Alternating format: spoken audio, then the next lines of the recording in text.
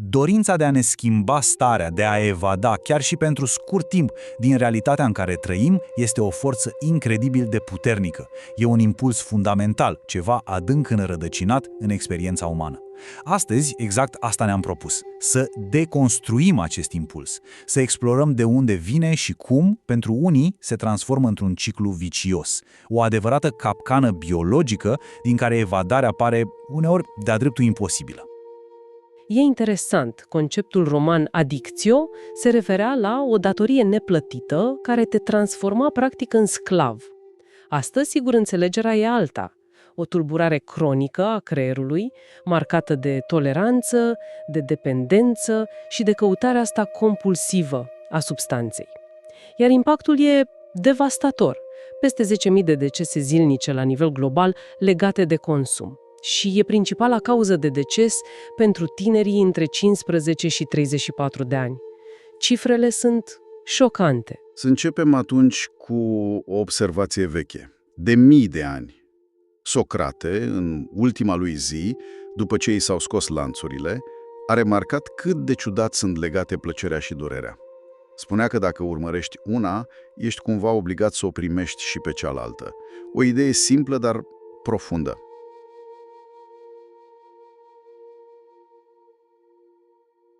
Să ne imaginăm o scenă. O persoană de 13 ani la o petrecere după ce bea pentru prima oară. În acel moment, pentru prima dată în viața sa, simte o senzație de împlinire totală, o experiență aproape transcendentă. Pentru foarte mulți, un astfel de moment este exact scânteia care aprinde o dorință compulsivă, o căutare nesfârșită pentru a retrăi iar și iar acea primă senzație de a fi pur și simplu întreg. Și iată cum vom naviga prin acest subiect complex.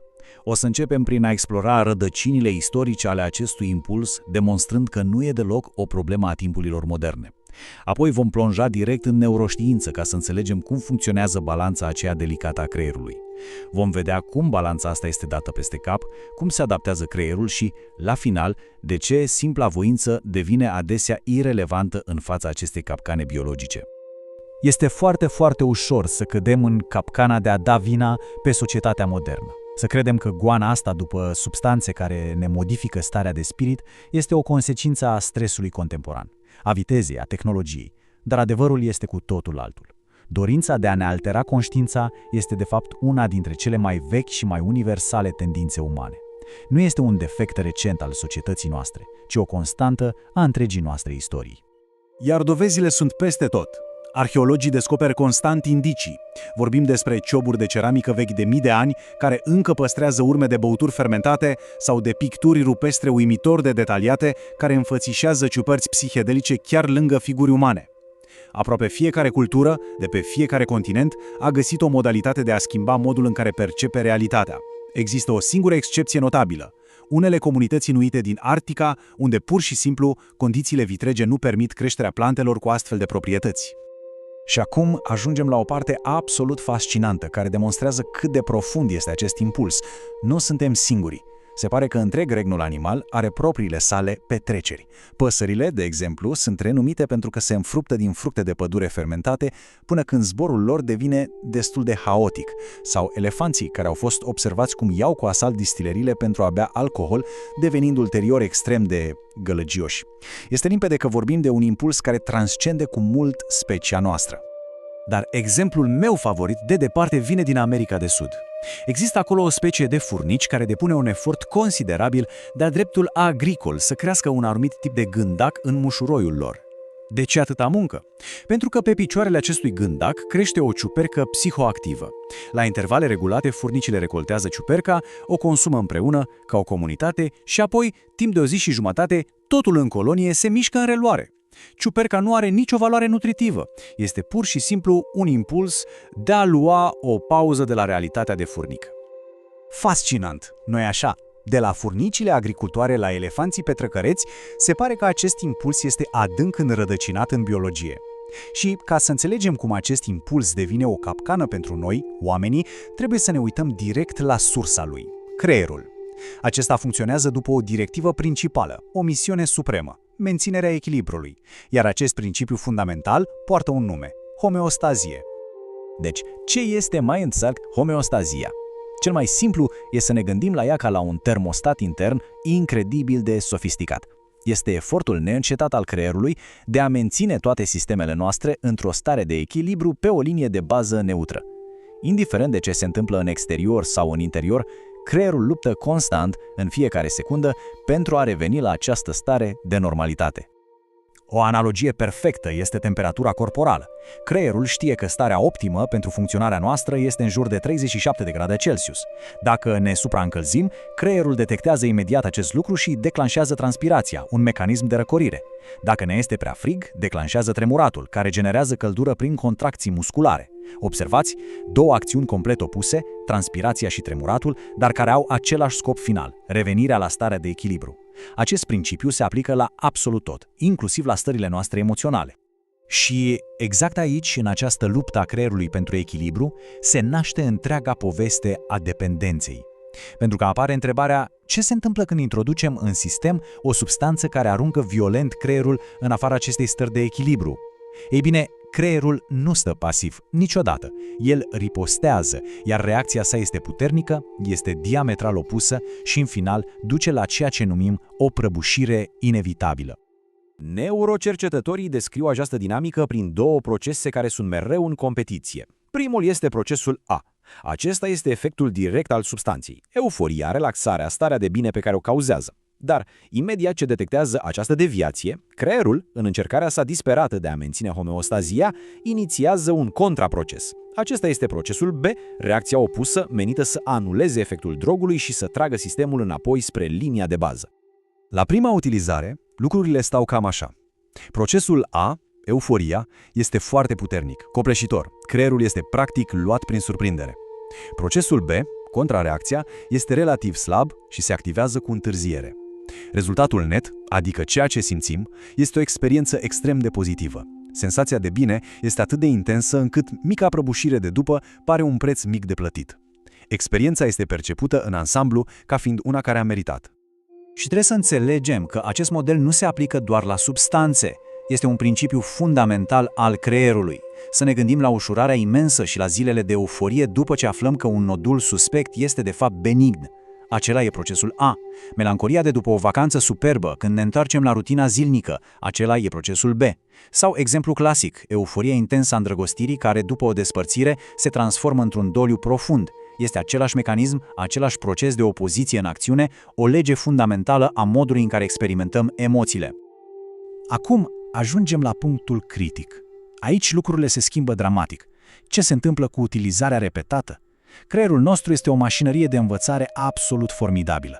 Nu doar că reacționează la prezența drogului, el învață.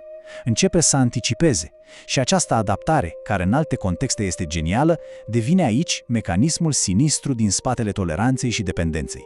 Creierul nu mai este un participant pasiv care încearcă să restabilească ordinea. Devine un adversar proactiv. Iată cum arată graficul după o perioadă de utilizare constantă. Creierul a învățat lecția. Procesul B, contrareacția, devine mult mai puternic, se activează mult mai repede și durează mult mai mult.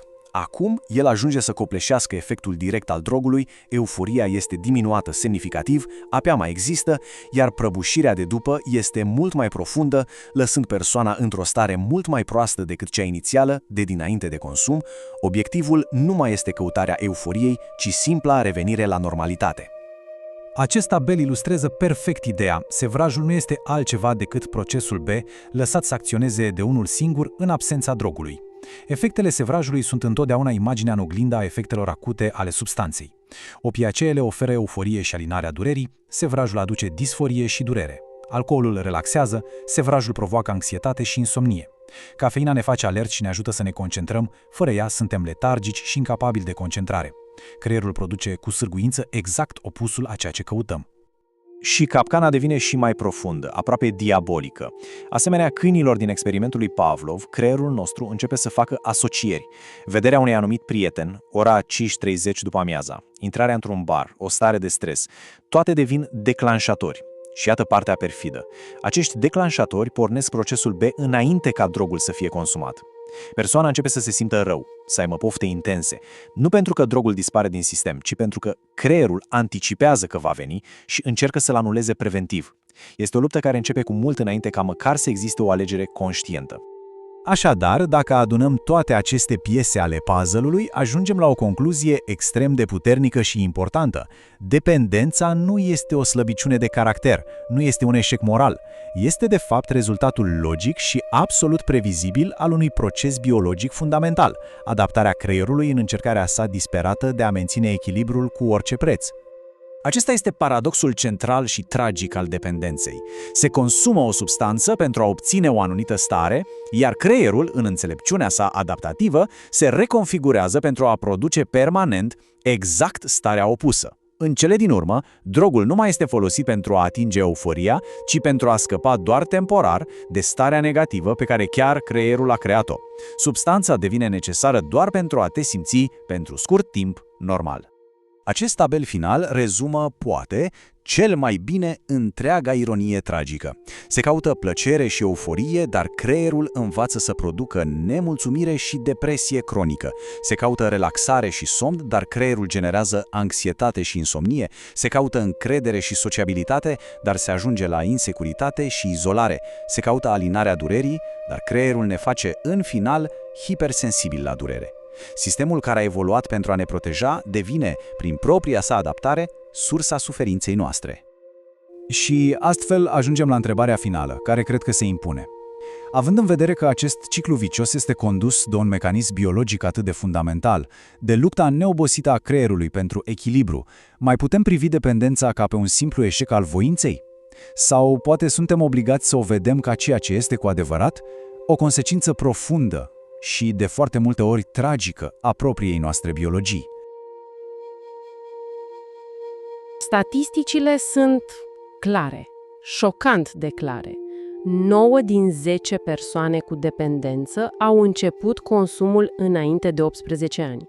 Și mai mult, un sfert 1 din 4 dintre cei care încep consumul, orice substanță ar fi, înainte de 18 ani, dezvoltă o dependență, comparativ cu doar 1 din 25 dintre cei care așteaptă până la 21 de ani.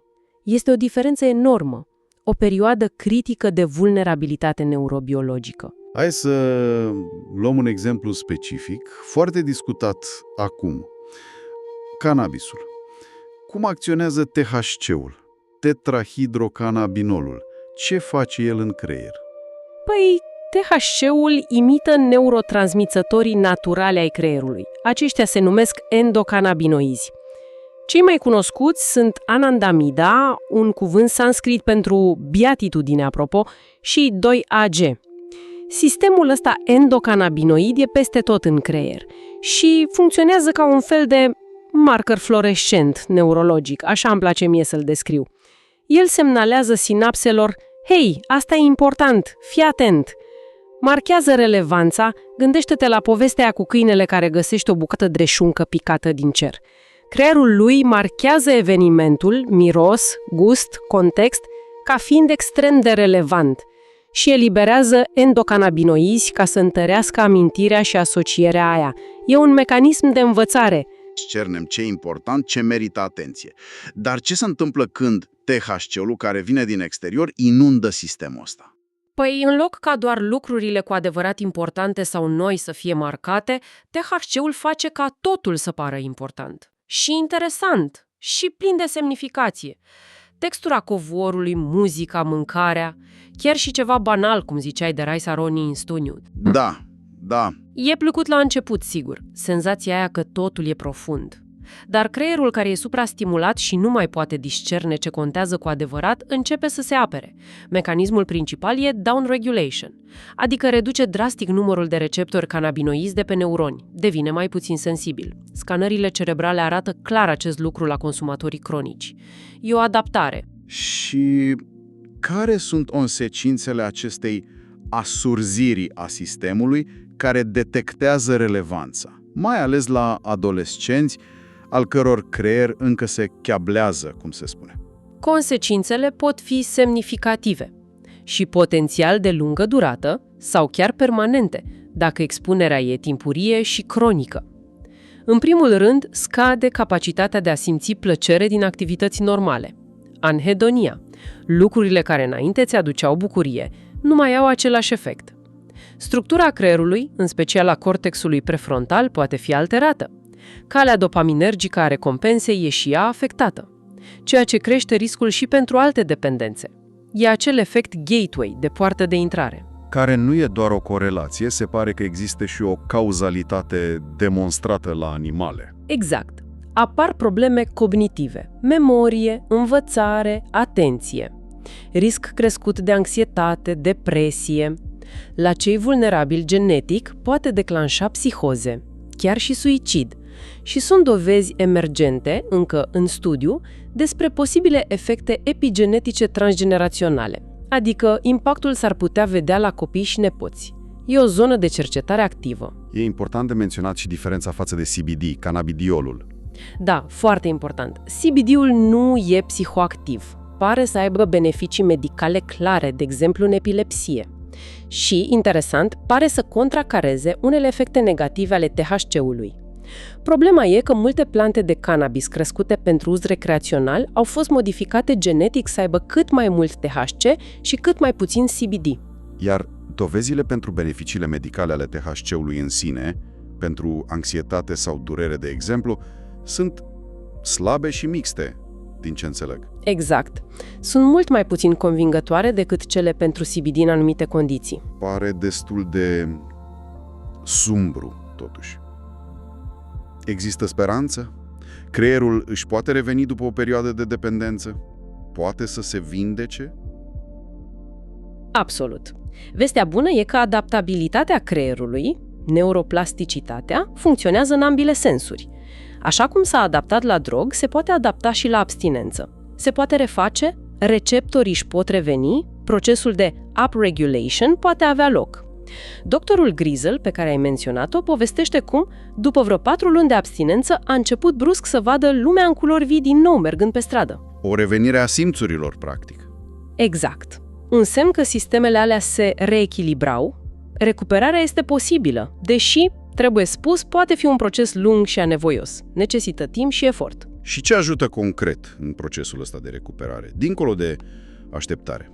Păi cred că e crucial să înțelegem dependența nu doar ca o problemă chimică, ci și ca o boală a alienării.